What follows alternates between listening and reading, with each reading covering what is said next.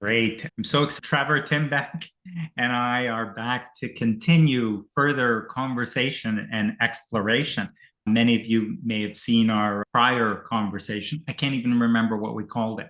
The wisdom of emotions. Oh, Wisdom of Emotions. Yeah, that was the title. You'll find a link on the video. You can get more information about Trevor. Trevor's written a book called The Power of Systems. That book is incredible. He's co-authored that with Steve Chandler. And I read the book. It was very transformational.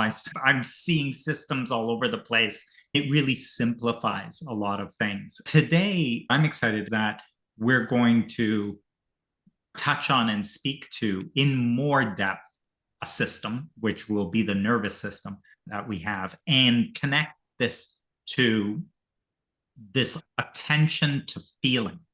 And what is it about feelings and how are they relevant for us? I think that's all I'll say in terms of kicking us off. What about you, Trevor?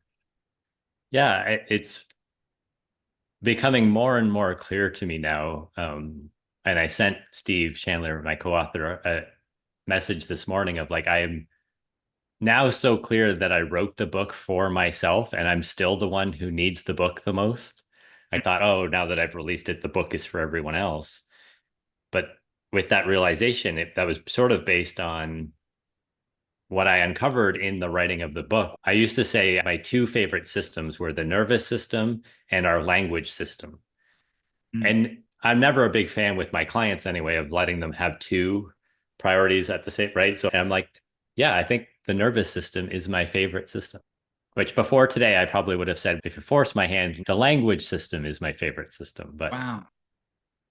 I know you a bit. That's huge.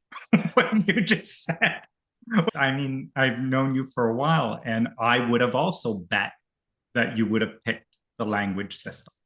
Yeah, I'm excited. You know, it's funny you said that how you sent the message to Steve saying that this is for you. That's how I felt about knowing that you and I had this scheduled.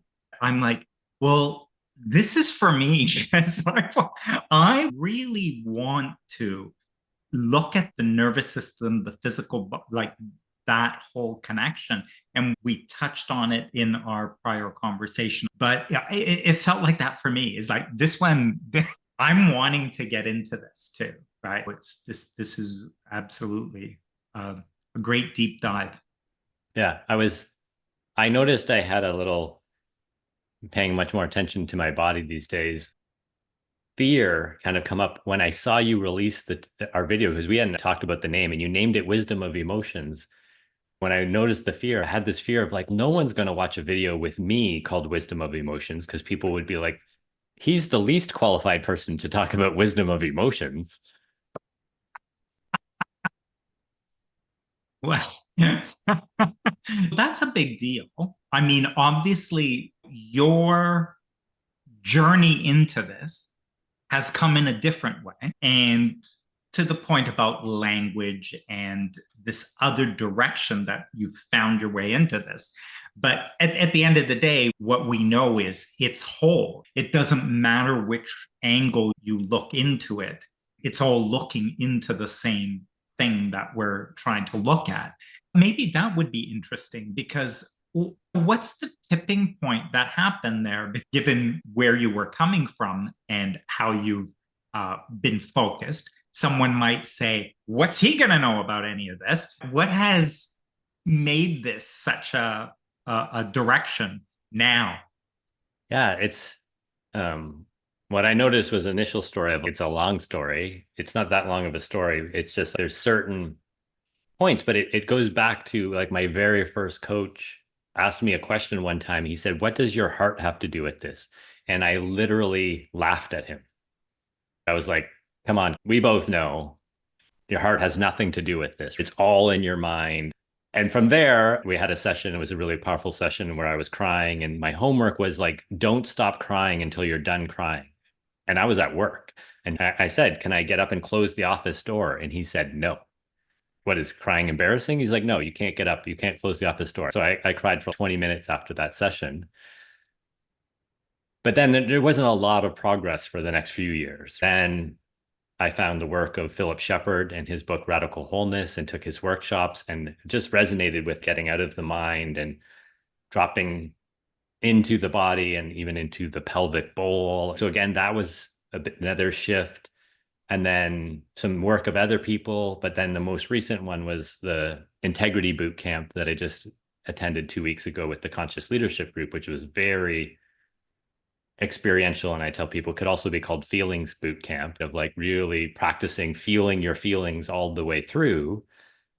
And I just had this experience of that. There's so much wisdom, but it's all on the other side of feeling your feelings all the way through. Wow, very powerful. When you think about the eventual harmony you began to see between the thinking, the ability to think about something, and then what's happening all the time is also the feeling about everything. What did you see in that, or what are you seeing now about those two things? Because we're saying it's two things, but we have to say it's two things because we're trying to distinguish them. Yeah. um, So part of the insight I had today that I sent to Steve was the initial insight behind the book was just this distinction I came up with. I was pretty sure I was coming from Steve's work, but it really landed with me. And now I get it, like it was totally for me, was systems, not psychology. And mm, really, that's how it came up at the time. But it really was like systems, not mind, or systems, not thinking. And for me, again, I thought that this was going to help everyone else, but I saw that this is what I needed. I started to notice that I can fool myself with my thinking, with my mind, with my psychology. This took me longer than maybe for other people because my whole life, everyone told me, and I believed it too, my mind is my most valuable part. And so a lot of people, when they go to their head, they don't like that. I love being in my head. I love my mind. I can hang out with my mind all day. And some people are like, I hate my mind. And even when people talk about monkey mind, I'm like, what are you talking about? I love this mind. It's so amazing. But I started to notice I can fool myself. I can rationalize things. I can convince myself. And so I thought it was for my clients and everyone else. What if I went with my systems? And at the time, I wasn't thinking necessarily my nervous system, but instead of my mind and my thoughts. And not saying this is the truth, but what I love was someone said, the body never lies. mhm. And to me, that's what I've started to experience. The body isn't going to fool me. The thoughts and the mind and the language, if I was going to pick one, it's the nervous system. Over language, we can fool ourselves. But the nervous system is always present. The mind can go to the future and the past, but the body, the nervous system is always here, always now, always present. And I say, not that it's the truth, never lies. When I think about that, this is new for me because I'm going to use certain words that I would never have used before. It's always an accurate reflection of my finite focus. It's always an accurate reflector of that finite focus relative to the whole. So that reverberation happens. In the absence of thought, the reverberation, the energy, would simply be the whole flowing through. Mm-hmm. My body would have a movement of unrestricted sensation of the whole.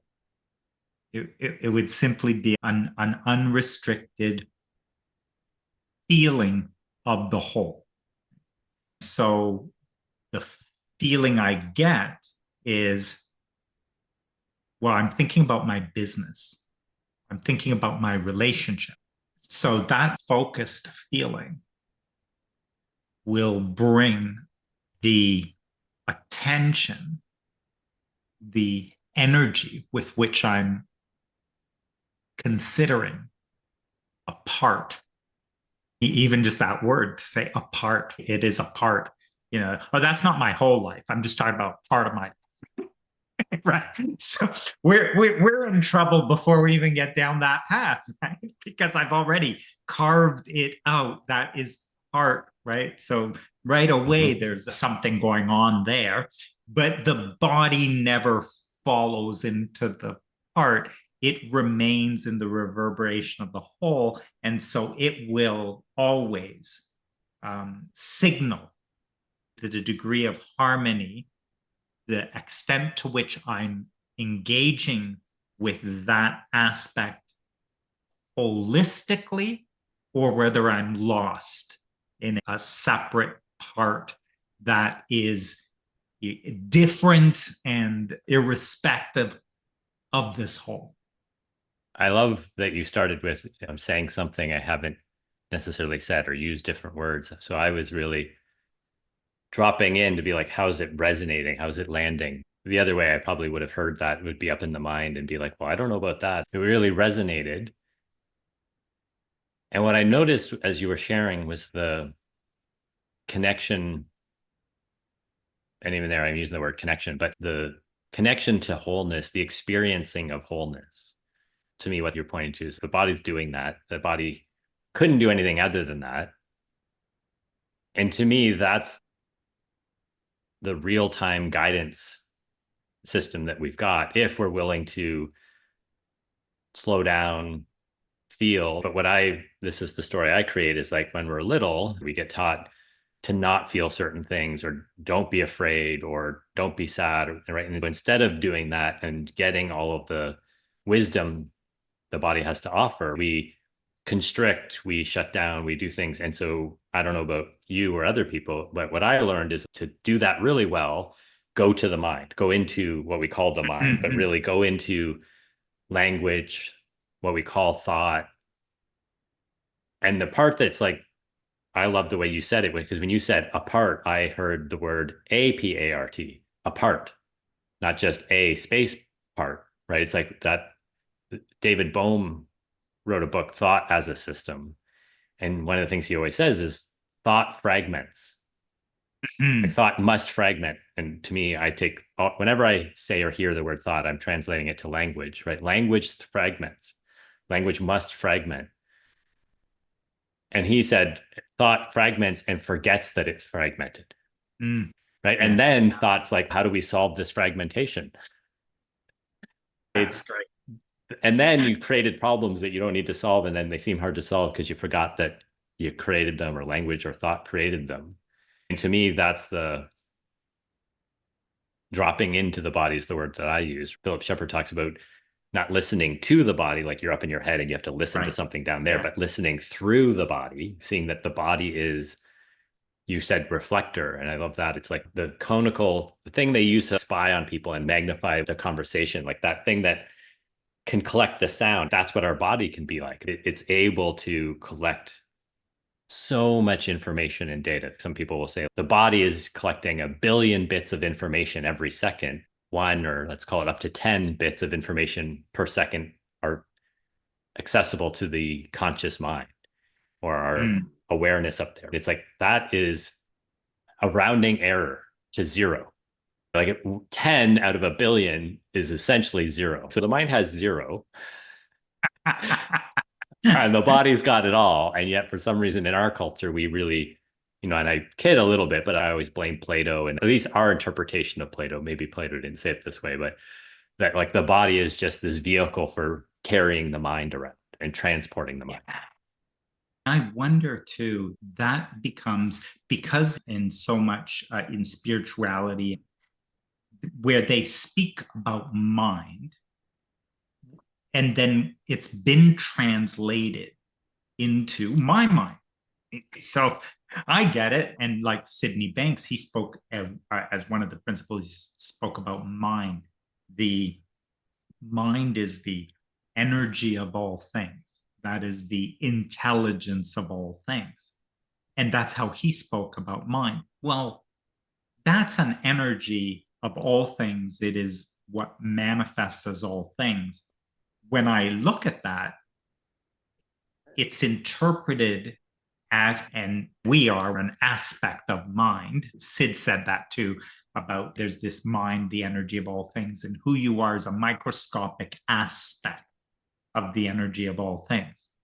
But it's interesting how My mind is just a little piece of that mind, but that mind is all things, right? And so, how'd you get from that mind as all things into my mind as just my thinking? Is interesting when we talk about it now because it's almost not the same parallel. A microscopic aspect of the energy of all things. I'm turning it into a microscopic aspect of even me. If all that I am is a microscopic aspect of that, I can see the trouble when I turn that into just a piece of me, which is only the thinking piece of me. Whereas really that mind and that intelligence is the whole of me. I think that there's probably something in there where we've either gone too far or really misunderstood what that means to be an aspect of the whole. As you were sharing that, something that always resonated, but I don't know that I understood it the way I now understand it. Philip Shepard said, our fundamental relationship is our relationship with our body. And whatever your relationship is to your body is how you'll relate to the world. So if you relate, like I'm up here in my head and I command and control the body, you'll get a culture where it's like we control the earth and resources because that's like the body. He said you'll essentially project or reflect that relationship everywhere. And so to me, it's like not only is mind a microscopic of energy of all things, but then for us, we were like, my mind is just a microscopic of this whole thing, right? And I don't really need this. Yeah. That's the thing that makes me laugh when people, and some people have done this where they've cryogenically frozen just the brain.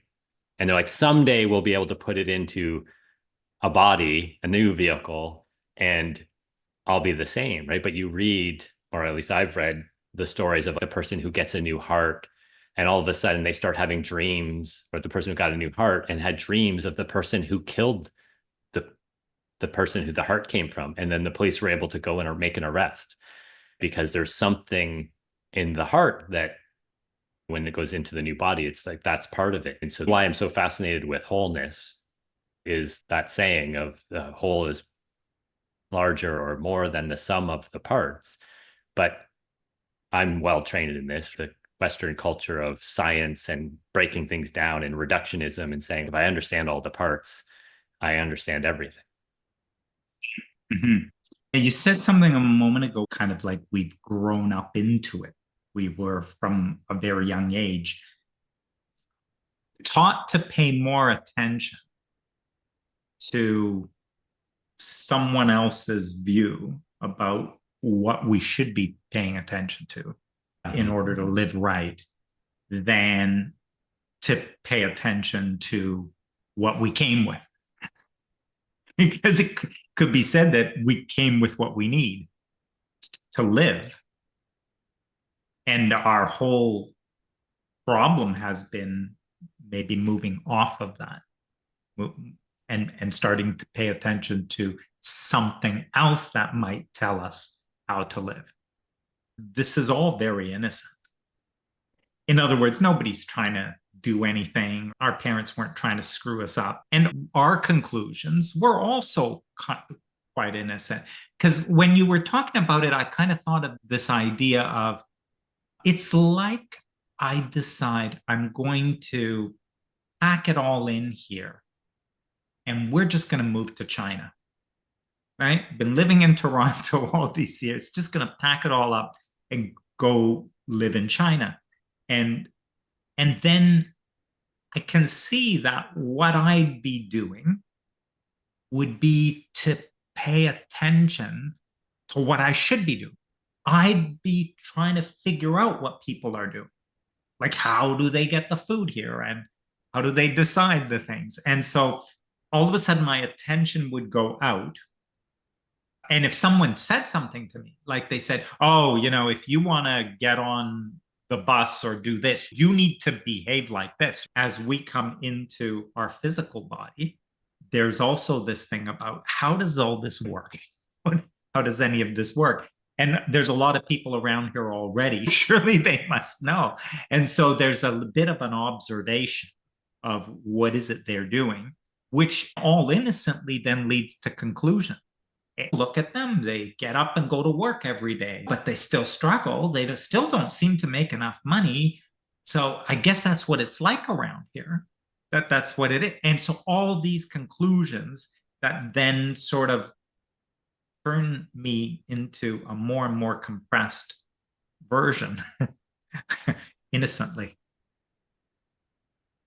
I love the word that you used, innocently, because when I first started to discover this, it didn't occur as innocently. I remember having the thought, why have I been lied to my whole life?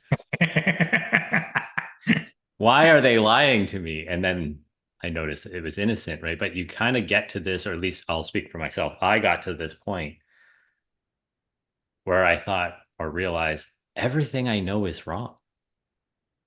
Now, that's extreme, and I like to make extreme statements. So maybe not everything, but for sure, like 90% of what I know is wrong. But I always say I'm a slow learner. So it took me a little while to be, so what does that really mean? But I started to attempt other things. And some people get this so quick. Gay Hendricks, who you and I were talking about, shares his story of when he was young and he actually slipped and fell on the ice, hit his head, but he didn't go unconscious, but he sort of almost like this outer body experience. But he had all these breakthroughs from that. And one of the things he saw was he weighed 320 pounds at that time. And that wasn't working for him. And he was smoking. What he came up with was this most brilliant diet. He said, clearly, what I've been eating hasn't been working. So I'm only going to eat things I haven't been eating before. Wow. Which was mostly vegetables and fruits. Yeah. But he was like, isn't that brilliant? Whatever I'm currently eating has made me 320 pounds. So what if I just not eat the things? And it evolved from there. He started to say, I would only eat things that I thought would fill my spirit. Right. So he's like, one point he just went and like the only thing he could find in the fridge was blueberries. He's like, that was the only thing that I felt would really fill my spirit. So that's all I ate that one day.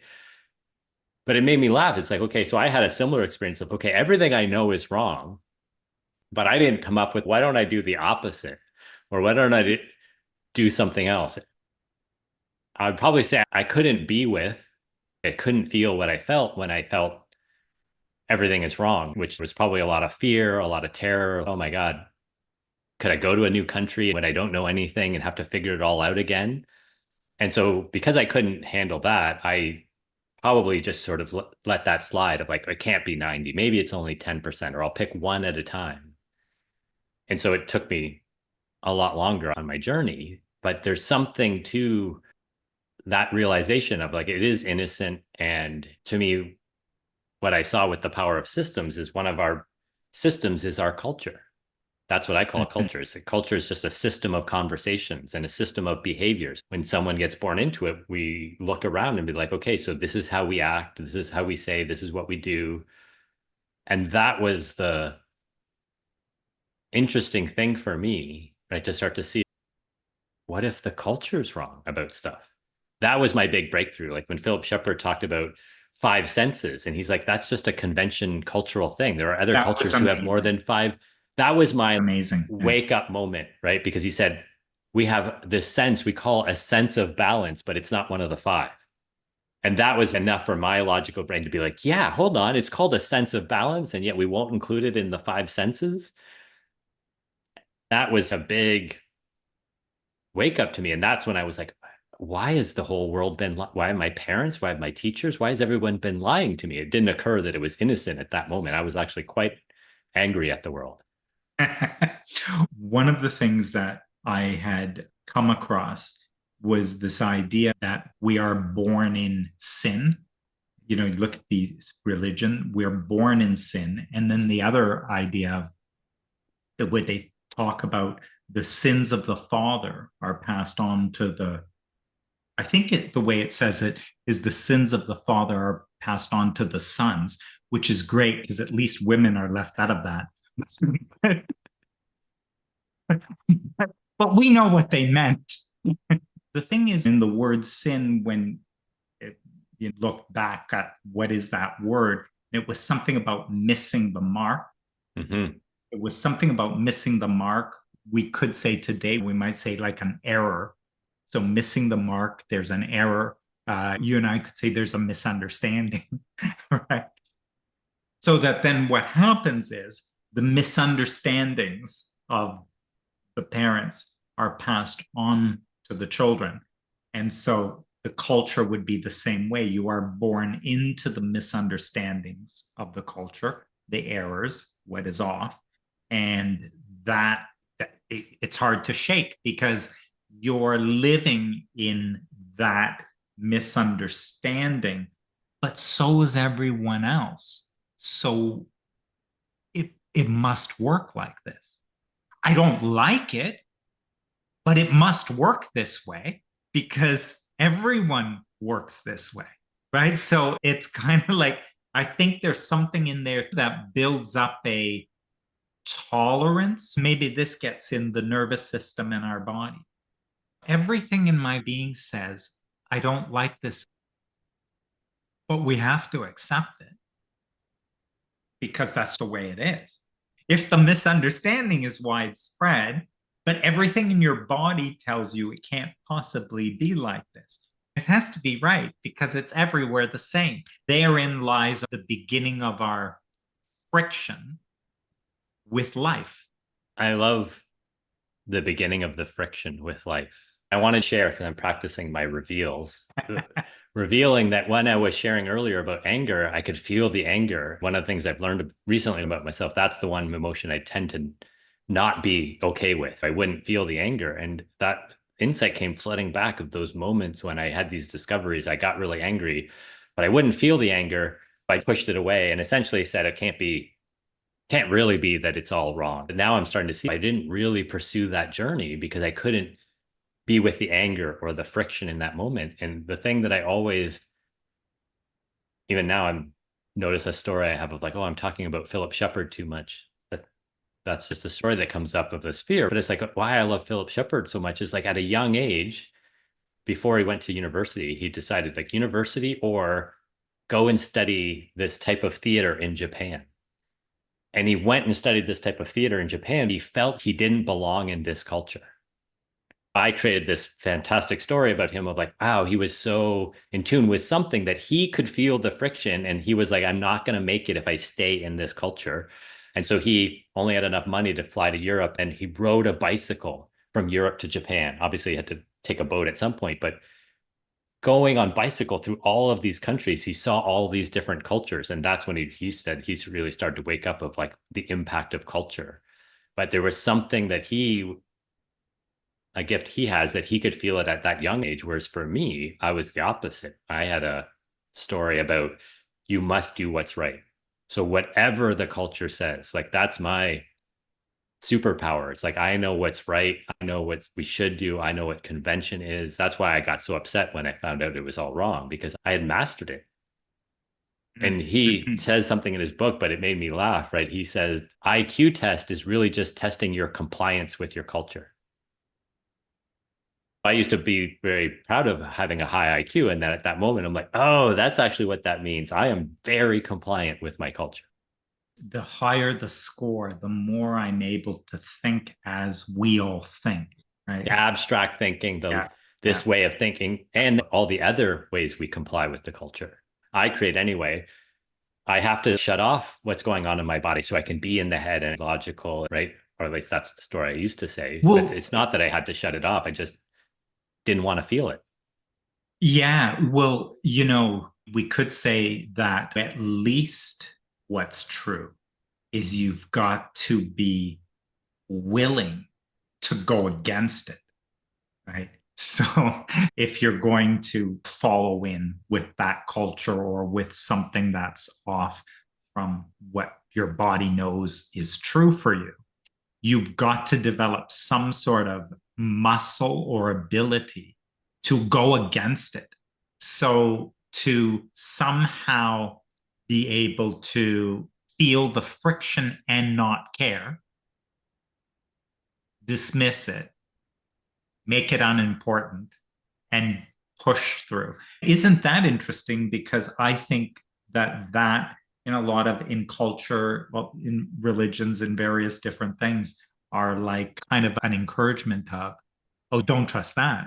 If you were to start trusting your impulses all the time, Where would that leave all of us? So could you imagine a society like that? You need to control those things, control it, right? And if you're a really admirable person, then you won't be influenced by that either. You could just move forward with what you say and not let all of that stuff sway you from this kind of where your mind commanded everything's going to go. Yeah. I noticed as you were sharing, and it made me laugh about how much my mind likes to comply. As you were talking about this muscle or ability, the phrase that came up in my mind was thick skin.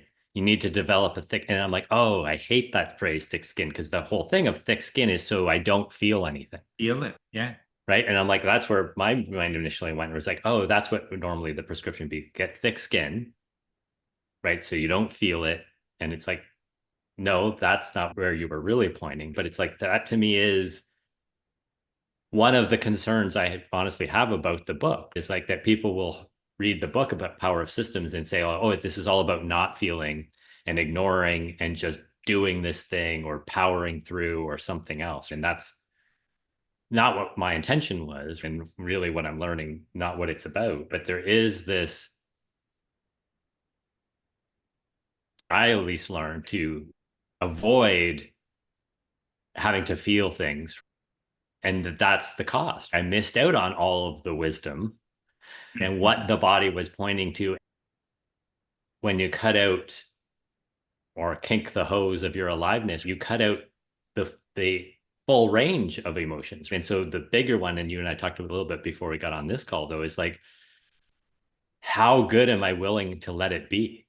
That's the other part that I've noticed I can easily cut back, is like feeling too much joy or too much love or something else, and be like, oh no, that's not safe. Brene Brown always talks about, first time she said this, it resonated, but it didn't make sense when she said joy is the most vulnerable emotion. That's the one we won't really let ourselves feel. We can create all sorts of systems, including a culture, to not have to do that, to come back to where you're pointing. That's a brilliant way to control people, right? Is to have them, even the school system of like sit in desks and sit in rows and sit like, so my son, when he was young, he had this great teacher and she noticed he liked to stand and move. And she said, he's learning, he's paying attention. So I let him stand and move and go wherever he wants. Still to this day, he'll be pacing at some point, and my wife will be like, oh, he's really thinking about something. Wow. Right. Because Yeah. he'll move and walk. But that's not like, I was like, sit down straight, hands together on the desk, don't move. That's a wonderful way to control people and things. But it's also a wonderful way to cut yourself off from majority of the wisdom. Yeah. Well, and I love the fact that we can't cut ourselves off. I love that because you said a minute ago where you said, well, at least you can kink the holes, right? Like because you're because we can't cut ourselves off, because that energy is the energy that breathes us. It's the energy that's animating us. It's the energy that's bringing us to life. And when that energy isn't focused into this physical body, there's a corpse. So that's the difference, right? It's like when we talk about a human being, we talk about a human being who's breathing and living and moving. They're animated. We talk about a corpse. All that's left is simply physical without that spirit. So human being has being, physical body.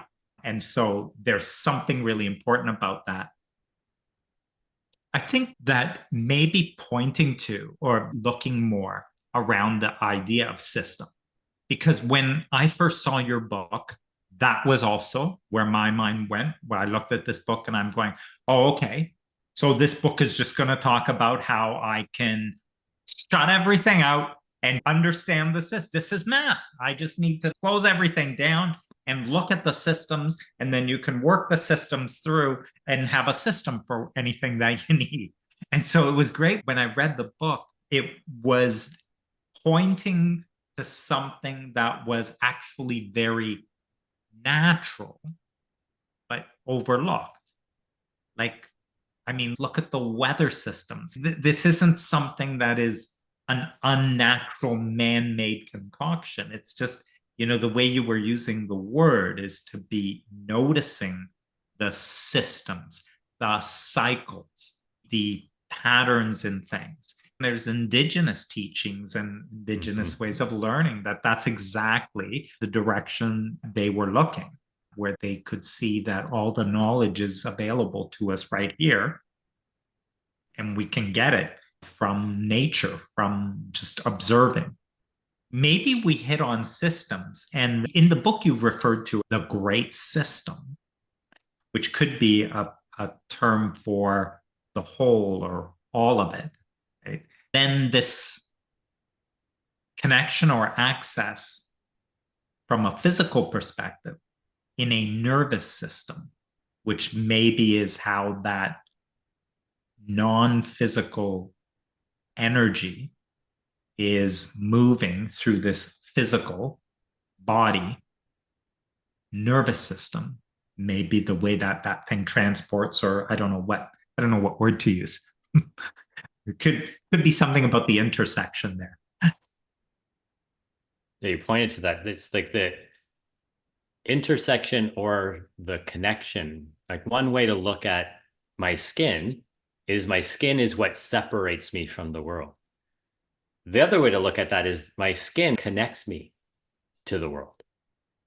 There is this thing of the nervous system, expanding it beyond the nervous system that medical science would be like, it's just in this body, right? To be like, actually the nervous system, and this is why I love systems, is you can always find something that's a subsystem of the bigger system, but it's all connected. It's like, well, what if there's just one nervous system?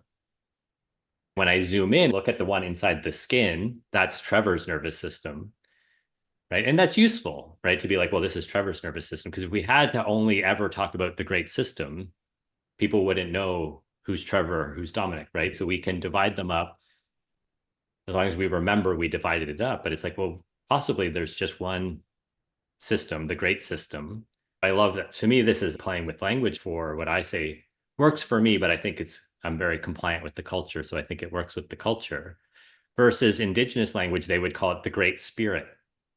Right? I'm like, that's where I kind of got great system from. It's the great system. And even when you were talking about that, it's like, yeah, there's always the saying I love that a lot of indigenous will use of like all my relations. Mm-hmm. I love all my relations. My version of that is all my systems. Relations, even relationships are a system for me. All my relations doesn't just mean my relatives. For them, it was like my relation to the mountain, my relation to the ocean. There's something to why I love the word system. One definition of system is organized whole. I love wholeness, and I was looking for something that brings in wholeness and interconnection, and that, like I talk about this in the book, if anyone looks at the earth, they would be like, there's one ocean, clearly one ocean. For us, there's five, or actually I got debate when I was doing this, is that some people say it's six oceans. It's just easier to talk about the Pacific Ocean and the Atlantic Ocean than the one ocean, and then be like, well, which part of the one ocean are you talking about? Mm-hmm. And to me, that's just an example of we do that all the time and then forget that we've done it. And then we can get into a debate. Is there five oceans? Is there six? I mean, there's just one ocean. There really is just one nervous system, one great system. I can't stop it. I can try to numb myself. And a lot of my exhaustion has come from it's a lot of work to numb myself to my feelings or to ignore it. Luckily, evolution has done a really wonderful job of saying, like, you can't do that unless you're dead. And so it keeps working. Yeah. The kinking of the hose is always with thought. The numbing, not so much shutting off, but because we're separating what isn't separate. So we are separating it with thinking. And at every point of doing that, it's an exertion of effort to maintain the separateness because it's not really there. When you distinguish something through thinking, but it's not really there, you put in something that's not truly there, then you have to keep remembering that. So there's got to be some kind of effort to continue to say, but that's separate to this. Otherwise, it would collapse back into the whole that it actually is. And so something about that there's no way for us to do that without kinking the hose to some degree. which is why we're always feeling the extent to which we're doing that. If we're doing it a lot in, I'm different than this and that thing over there is whatever, it's hard to get for me, or whatever thinking we've got going on, then there's a lot of those stressors. And I just call them stressors because each one of those takes an effort. And now that energy, which before has no separation, it's a great system. Then there's the nervous system, but there's no separation in it. It's all a system. However, if I put enough of these stressors through this one, it will be felt more and more and more with less ease, rather than the less of that I had. I'd have more ease, more flow, more ease. The more of this that I do in the separating and thinking, the more dis-ease I create in this system. And I think part of what our culture then does is to say, well, suck it up. If you want to make a difference the way the great people have made differences, we have statues for them and all of that. If you want to be like that, well, then suck it up. And you'll have to withstand that pain, withstand that level of dis-ease. Yeah. I love, and I just noticed that I say I love a lot. One time my client said to me, I'm upset. I'm like, why are you upset? He said, because you say you love everything. And for him, it was like, that's phony. It's fake. How can you love everything? And I'm like, I don't know. I can. So I love where you're pointing. The thing that always resonated with your work for me is you always keep pointing back to effortlessness. Success and aliveness can be effortless. Right? And that doesn't mean you're not doing something. But to me, effort means resistance. So friction, resistance. And so it feels like work, right? Sometimes when I'm doing something, people, for me, it's effortless. And they're like, wow, you did a lot. And it's like, yeah, but it was effortless. That's where I love that you keep pointing to, because there's something around that it doesn't have to require hard work. One of my gifts is early on, I got feedback back when they had report cards and you get a mark for achievement and effort. I would always get outstanding in achievement and satisfactory in effort. And I just couldn't understand. I'm like, so you want me to work harder? I'm already getting top achievement, but you're not happy because I'm not putting in enough work? It just never made sense to me. And that's why I love Taoism and the like things about flow. That's something that I'm just realizing. So thank you. That always felt off in my body, right? That like things must be effort. And so as you were talking, it came up. It's funny that we all tend to share this, sometimes called the Protestant work ethic. That to me is funny because other religions were like, we don't like the Protestants, but yet we adopted their Protestant work ethic or our cultural work ethic.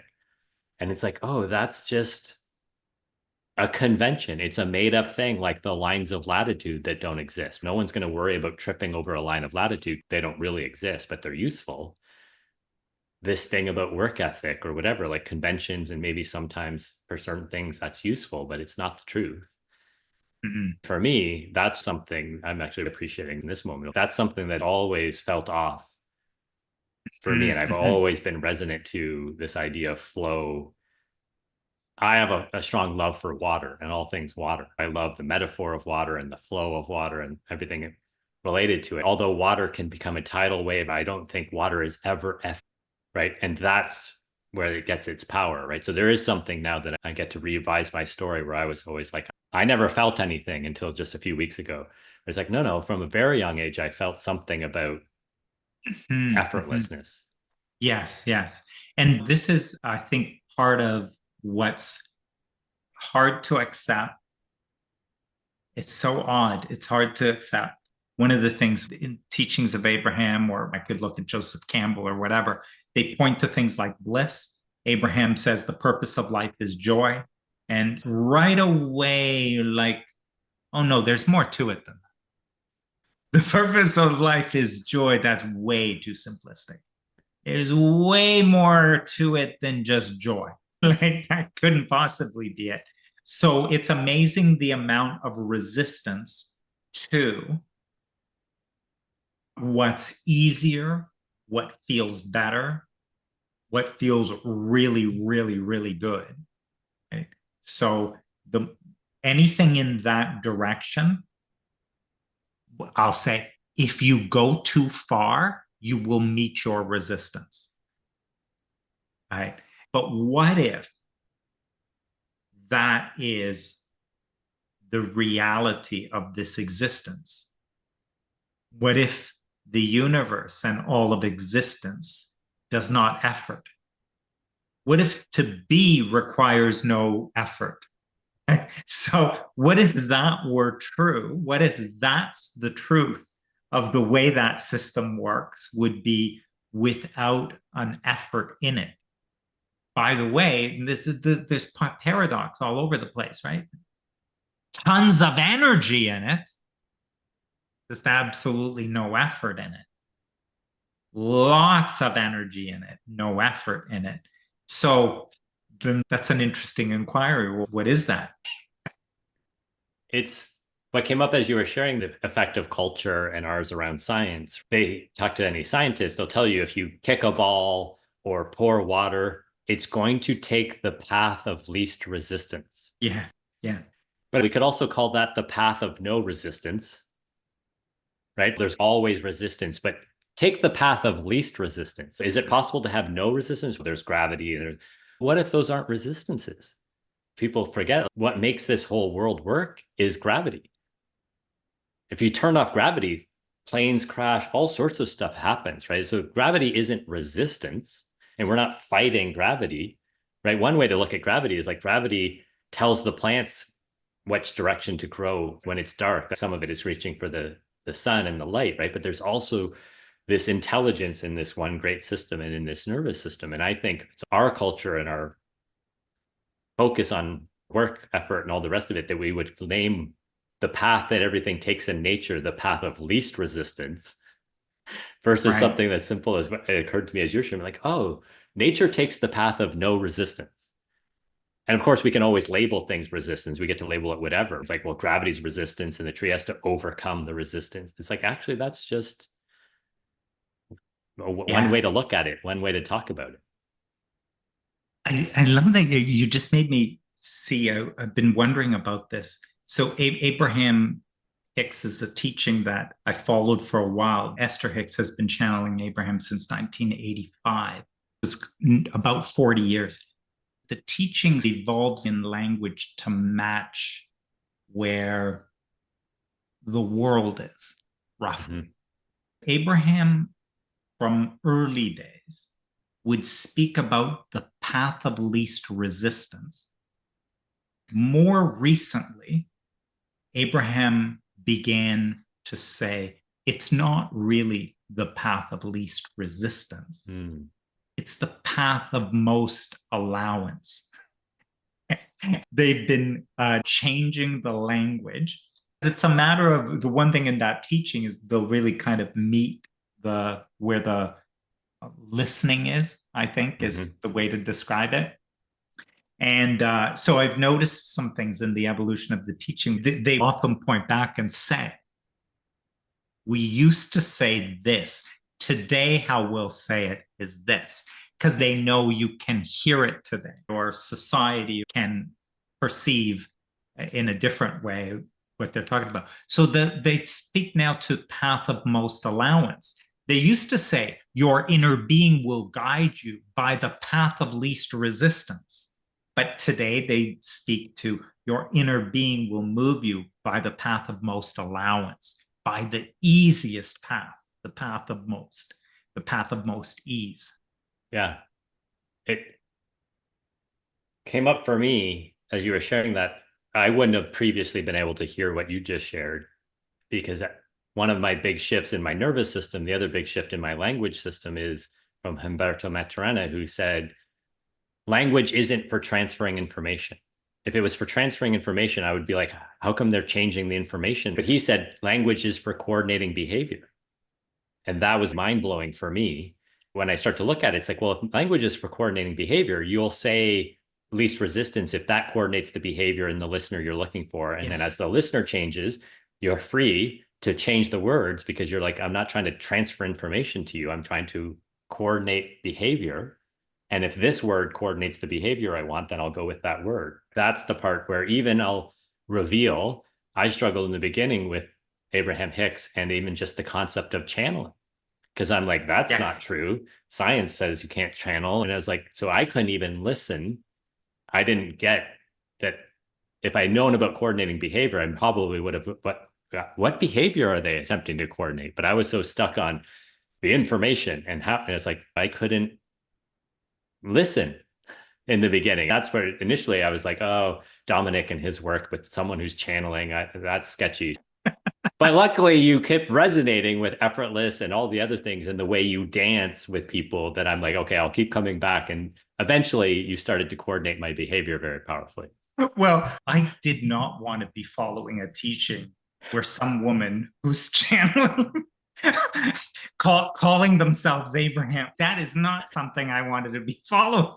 So that was a real reluctance to even be interested in it. That was interesting in itself, but I just can't stop listening to it. It's sort of like, but I have no choice about this. That there's something about a resonance. There's like a resonance to it that, and there's something important about that. It feels like you don't have a choice because when it resonates somewhere, you just hear it. It's true. You just see something that's true. At that point, I would rather just shut up about it and not talk to anybody. And I'll just listen myself because the resonance of it is useful. It's important. It follows something. So, yeah, I think that's really interesting. There's got to be more respectable things than this that I could have been studying. Yeah. Because you're always looking at all the different sources and saying they're pointing to the same thing. We don't need to debate about which one is right, right? And if it's Abraham Hicks for you or Sydney Banks or Taoism or whoever, what's the wholeness? What's the underlying unity? That's the part that kept me coming back to you because you kept resonating with me. Eventually, getting the breakthroughs in my nervous system and my language system, I could allow the resonance to effortlessly Right. flow through. Right. And I think that's the thing about the nervous system is it doesn't matter what direction I go off in, what direction you go off in, and someone else goes off into non-duality. And I think that there's something to, if the directions we've gone off in are something we sent, the only reason I'd say anybody would get into anything is because it's resonating more strongly, which means that whatever they're listening to or focused on is resonating with the whole. It's communicating the great system. That's what's happening, right? If that's the case, and then you're off studying this and someone else is off studying that, I think it's important that we can trust that our own nervous system will let us know from the feeling whether what we're hearing is connection to the whole. Where we get into trouble is in talking to somebody else. You have to see what I saw. It's incredible. This is the truth. I saw it. I can feel it. To communicate to you and accept that in my communication and in the language, it's not like because I'm using words from thinking and stuff. So there's this thing that I felt, but now I'm trying to communicate it to you, and it's coming in words and with a lot of thinking and concepts. And of course, the minute it lands over there, you're like, what is that? That doesn't resonate at all. And then we argue, right? We get Yeah. Or we just stop sharing. I remember the first time listening to Alan Watts, and he's one of my favorites because he just has always resonated with me. He was talking about time and how time is just a convention and made up and it doesn't really exist. I was so excited and lit up, and I attempted to explain that with my family. And they were like, what have you been smoking? Right. And it didn't go well. And then that's where I was like, okay, maybe I shouldn't share this with people because maybe I'm wrong. Maybe Alan Watts is a quack. And I just I Right, fell right, for right. something. Even to this day, that's something I keep working on. My default is, well, don't share. I'm so glad that Steve Chandler said, let's write the book together. It wouldn't have come out because I would always be stuck on, what if this is not how it works? What if this is like the time I tried to share with my wife and kids that time doesn't exist? When I came across the teachings of Abraham, something that Abraham would say whenever anybody would say or ask the questions, the only teaching I found that was like this. Because in all other teachings, they say you should share with everybody. 3 principles we should share around the world, we should teach everybody. But if you ask Abraham, you're in a workshop and you say to Abraham, and this has happened a lot, people will say, Abraham, I need to take this to my workplace. Abraham, in my family, I've got to take this to my family. We need to get this out into the world. And Abraham will always say, you're the only one who needs this. And you especially need this if what you're saying is that anyone else needs it. So, especially at that time is when you really need this teaching and no one else does. Right? So, There's something Byron Katie always says, and hers is called The Work. And so I love that it's called The Work. And she says, anytime you think someone else needs the work, you need the work. yeah. But it's like, I need that. I noticed my story of like, and I have made the mistake of going around and sharing that in other things, right? So I love how you tied it. It's like, because I would always like, oh, people aren't able to handle this. And it's like, actually, no, those are all moments for me to be like, I'm the one who isn't getting it. That's another thing that I found insightful with Abraham was the thing you said that when you discovered about there is no time, you had an insight. You had this insight that there's no time. And then the minute you try and explain that, people are like, you're nuts. And Abraham uses this statement where they say, keep your ideas to yourself until they are fully formed.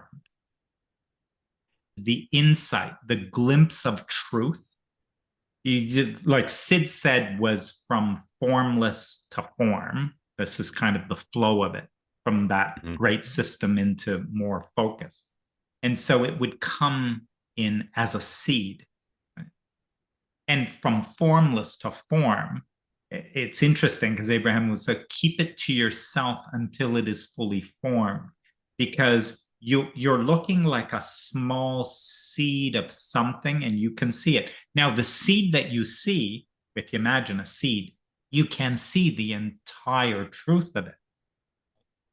But when you share it and someone stomps on it, kind of a kooky ideas. What do you mean no time? Right? Bang, right? Stomps right on top of that thing. So this is it, like the crushing of it. And it's also just not strong enough within me. Hasn't yet resonated through me. I haven't allowed enough of it through me. And it's interesting because I can see that what that's led me to is journaling. Sometimes I'll be journaling and I'll be like, man, this is brilliant. There's no way I share this with anybody because they'll think I'm a kook, right? So it'll take a lot more journaling before it can move to a state and into some language where I sense I could speak it in a way that could resonate potentially, be useful. Mm-hmm. And I can tell an earlier stage when it wouldn't be. Yeah. This is so helpful. Great conversation. I have so many of those moments and don't always water the seed or keep it going. I've been noticing all my systems for limiting myself, right? What Gay Hendricks calls your upper limit problem. One of them is like a very early adopter and I'm impatient. I early adopt certain things. And then when everybody else doesn't agree or like them, I get really impatient and then I can get angry and fed up. And then I take my ball and go home. And I'm like, well, I'm not sharing it anymore because you don't get it or whatever. And it's like, well, some of those things, it's not early adopting. And it's like, I get something very intuitive before I can even explain it or share it. And then when I attempt to, I get stomped on. Yes. Stop sharing. And it's like, that's the part that I love where you're pointing to what I love about what Werner would say is like it's empty and meaningless, and it's empty and meaningless that it's empty and meaningless. Yes. And you can't use that. You can't use it for anything because in order to use it, you would have to make it mean something. Like, Means oh, I something. should, right? That's what I missed. I'm Yeah. like, I should tell everybody about this because I made it mean that's the answer to everybody's Yeah. problems. And if Yes. everybody It'll else, solve and it's all your problems. It'll, and yeah. and so he would talk about you totally ruined it if you used it for something. But it's like, okay, so there's not, I can't use it, but I can, and it's paradoxical, but it's starting Yeah. to come in. That's to me on the feeling level, or there's some other way also that we can be sharing things, right? Including just how we live our life that is beyond words in one sense of like we don't using words, but is clearly using languaging, body language, and Yes. other things to share because it really is just one nervous system. It is one great system. So Mm. it's not like I think everyone's separate and individual. I would have to go and fix them or share this or do something else. Mm-hmm. Yeah. I think that's exciting around the idea of one nervous system. Somehow, whatever is flowing through my nervous system is an energy available to all of us. Maybe that's the thing. It's available to all of us.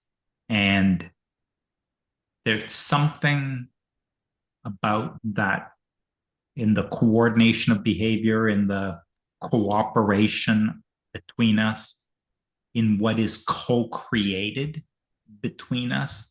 So I think there's something about that, the access to that in a productive way may be found in there somewhere. Yeah, that's why I love the metaphor and I use it all the time with you. And I like dancing with you because I always say Mm. you're such a great dance partner. It's like something that's co-created in the dance. The point of Yes. dancing isn't to get to the end of the dance. The point of dancing is not to get to some spot on the dance floor. Dancing Yes. is for dancing and it's fun and it can be very joyful. And I've been incorporating like 10 minutes of dancing in my morning routine just because it's like, oh, that gets my nervous system alive and gets my body flowing. And if this is all the dance, then the point's to dance versus sit still and Yeah. stay in control. Yeah. So I'm thinking we go to a close for this conversation. How do we want to close for now? So I don't know if I said this at the end of the last one, because maybe I say this all the time. It's like, how do we close it for now? Where it's like, really, this is the opening. Mm. It's just the Yes. dance will continue, right? We'll have another dance, right? And it's like, this is an opening. I like that, what I got the image of heart opening, right? It's like, this is an opening. I like that. Every opportunity of being with someone to open to something more. And you can come back to be with them to open to something even more. There's something beautiful about that. I appreciate this conversation and this opportunity to open with you. Awesome. Well, thank you. And I look forward to what's next. Very Yes. good.